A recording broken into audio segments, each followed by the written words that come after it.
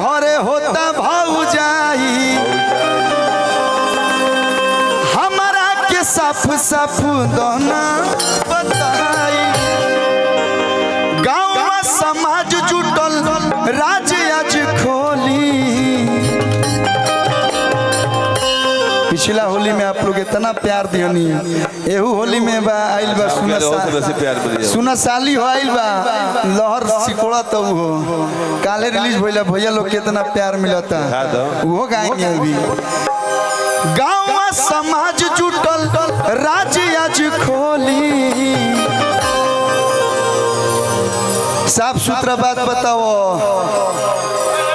है मारा लोग मत भैया आराम से देह बने प्यार से हवा में भाजे के प्यार से कहबो मैं लड़का जान दे दी है सो देह डंडा से फेंक ना फेंक चाहिए खाली हवा में मालूम है आप लोग भी अपना ड्यूटी कर रहे हैं माना लाठी भाजो तोरा लाग जी एक दूगो के तो का होई जहाँ देखिए सब कुछ लाल रंग अब का इतना लाल हो जी हमारे नहीं के मालूम ऐसे प्यार से आप लोग भी बात मान जाइए। गाँव समाज जुटल राज्य आज खोली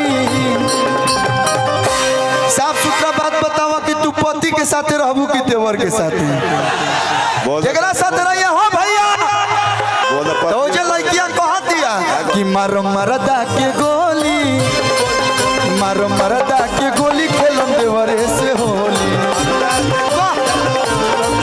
मारो मरदा के गोली खेलम देवरे से होली। काहे खाती हाला घरे होता भौजाई हमारा के साफ साफ दोना बताई गाँव समाज जुटल राज आज खोली। कैसे मरला भीषुम भीषुम मर मरदा के गोली हेलो अब हमार सब भाई गई हसन मर मरदा भैया रमंगे भैया एक मिनट ला बस थोड़ा सा भैया आप लोग थोड़ा बस हटिए 1 मिनट ला तनी सा होल्ड कर दीजिएगा। हाँ होल्ड बन जाए हम गाय मर मरदा के गोली रोवा लोग का गावे के बाद मर मरदा के गोली खेल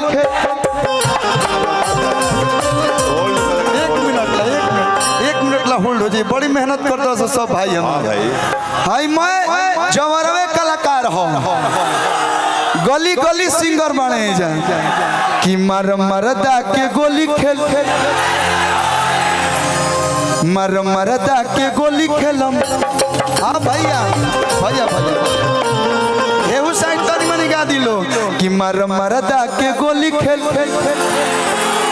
जियो हेनियो पावर बा भाई तो मर मरदा के गोली खेलम देवरे से होली मर मरदा के गोली खेलम देवरे से होली।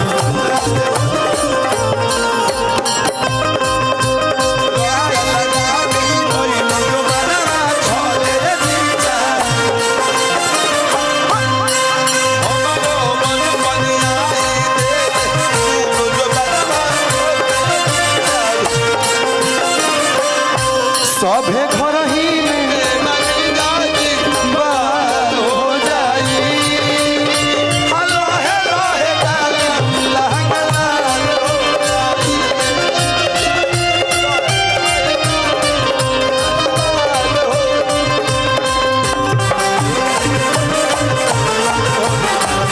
हे भैया अच्छा ने केकर बियाह हो गया है भाई केहू के नहीं खे भाई हो गए झूठ बोलता लोग हौ बाबो कहत नहीं खे भाई अरे तो बाबा दुआ हो गए बड़े पहल के मारे न खाई हाय मैं देखा हाय मैं भाई बड़ा सन एक बार ऐसे फ्लाइंग किस दे ना दो तो देख के दर्द मरद के रोमा बतारू हो धनु भैया कि देवहरन पकिरी पापा ना बतारू हो जय हो आदरणीय बड़े भैया युवराज सुधीर सिंह जी और हमें के रांची में प्यार मोहब्बत देवे वाला परम आदरणीय बड़े भैया रमेश गोली ना मरे ये झिसुम झिसुम कौन गोली है फिल्म वाला गोली है अच्छा अच्छा कि देवरू के डाल हो रंगवा अरे उठे लालो हरिया पोरे पो ऐसा नहीं देवर है लस लस करे लहंगवा कि भीजेला शरीरिया पोरे पो देवरू के डाल हो रंगवा। देखिए होली के माहौल चलता है, एक से बढ़ के एक होली आइल बा आप लोग के बीच, लेकिन एक गीत के बाद होली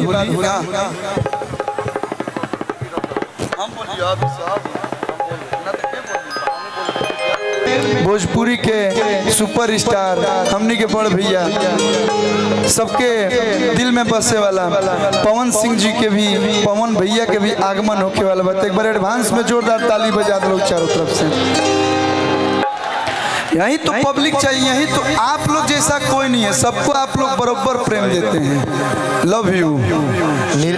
नीरज भैया आपको थाना पर भारी साहब बुला रहे हैं, मिलने जाकर के उनसे। नीरज भैया चलता रहे। अरे कि मुना है छोटे लिखी तो हपे की तबिया कि ये हो हमर भभिया तो देखेला तो रस जाओ देवारा सरबिया।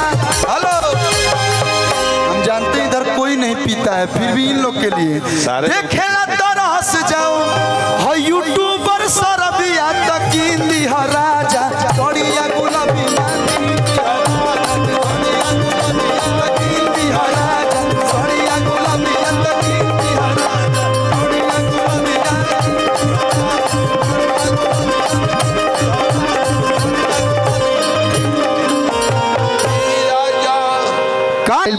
एगो जोरदार ताली बजा के स्वागत अभिनंदन करी। चलिए स्टेज पे हमने के गार्जियन बड़े भैया जे हर कलाकारन के बरोबर प्यार दीना सम्मान दीना, बहुत कम ही लोग ऐसा बाड़े जे सबका के प्यार करस। युवराज सुधीर सिंह भैया हमने के बीच उपस्थित बने। हम चाहे भैया एक बार आप यहाँ आइए और एक बार जोरदार ताली हमने के सुधीर भैया खातिर आप लोग चारों तरफ जोरदार ताली बजा दे लोग। हो भैया, ये हमार ममाहर है भाई, ममाहर का मतलब समझला, ये हमार सगा ममाहर है। तो ऐसे हमें ज्यादा कुछ ना बोले, बाकी सब भाई जितना लोग बात सब लोग के आप प्रणाम। रमेश भैया जौन की, अरे भैया भैया रांची बिहार चाहे झारखंड आपका जलवा है। एक बार हमारा रमेश भैया खातिर भी जोरदार ताली आप लोग बजा के स्वागत सम्मान कर दी। भैया के हमेशा बहुत प्यार मिलेला, आशीर्वाद मिलेला। रणविजय भैया